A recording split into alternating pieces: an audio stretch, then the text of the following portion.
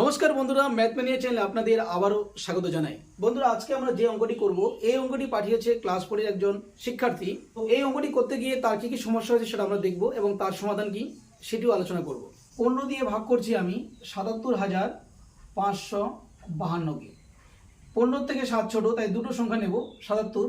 এটাকে আমি 15 দিয়ে ভাগ করলে 5, 15, 75 বিয়োগ করলাম, বিয়োগ করে নামলো 2, এক ঘর নামিয়ে নিয়ে আসলাম, হলো 25। 15 1কে 15 বিয়োগ করলাম, নামলো 0, 1 10, আরেকটি সংখ্যা নামালে হয়ে যাবে 105। 15কে আমি 7 বার নিলে 7 15 105, এবার আমরা বিয়োগ করলাম, আসলো 0। আরেকটি সংখ্যা আছে 2কে আমি নিচে নামিয়ে আনলাম।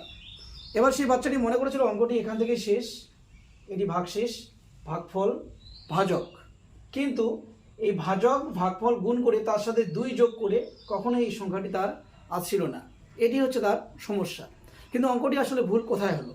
হ্যাঁ, ভুল হয়েছে ঠিক এই জায়গায়। কেননা এই 2কে এখনো পর্যন্ত ভাগ করা হয়নি। কিন্তু ভাগ করা যাবে কি করে সে জানে না, কেননা এই ভাজকের থেকে 2 ছোট। কিন্তু বন্ধুরা, এই 2কেও ভাগ করা যাবে, তখন আমাকে 0 বার নিতে হবে।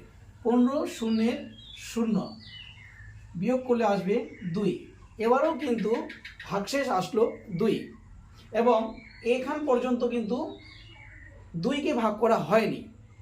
যখন আমি 0 বার নিয়ে ভাগ করলাম, এবার কিন্তু অঙ্কটি শেষ হয়েছে। এবার আমরা বলতে পারি এই 2 হলো ভাগশেষ বা অবশিষ্ট। এবার অনেকে মনে করতে পারে যে এখান পর্যন্ত অঙ্কটি ছাড়লে অঙ্কটি ভুল কেন?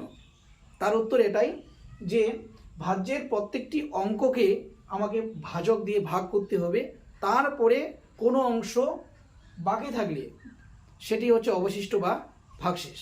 আশা করি আপনারা এটা বুঝতে পারছেন। যদি এই নিয়মটি কারো জানার ছিল না, তাহলে অবশ্যই ভিডিওটি শেয়ার করবেন যাতে অন্যরাও জানতে পারে। নমস্কার।